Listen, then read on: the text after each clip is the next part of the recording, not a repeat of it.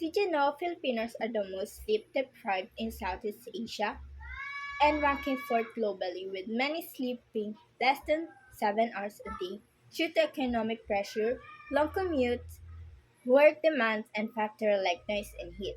So, I'm going to discuss with you all the facts about sleep deprivation. We will look into what causes the negative effects that it brings to our health and daily life. And of course, the recommended amount of sleep that people should get in order to stay healthy and function well. Sleep is essential in our lives because it helps our mind and body function properly. So, first of all, what is sleep deprivation? Sleep deprivation is a condition that occurs when a person does not get the amount of sleep to support their body and mind, which can have a dramatic effect on a teenager's life. Now, what causes of sleep deprivation?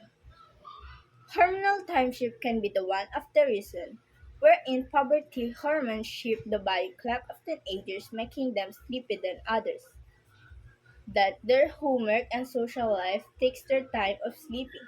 However, because of early school schedule and daily routines, they are often forced to wake up early, even if they have not had enough rest. Of course, social media can also affect because gadgets use the brain to stay awake. These serious situations, such as sleep orders, like insomnia, sleep apnea, also voluntary imposition. All everything mentioned, this make it difficult for us to good night sleep. So moving forward with our discussion, what is negative effects of sleep deprivation? Sleep deprivation has many harmful effects in our body. First is increased risk hypertension, since lack of sleep can affect the heart and blood vessel, leading to higher blood pressure over time. Second, mood changes it can cause, making a person more irritable, stressed, and emotionally unstable. Third is memory impairment, which causes them to forget things even at young age. Now, how long is suggested time to sleep and what should you go to sleep?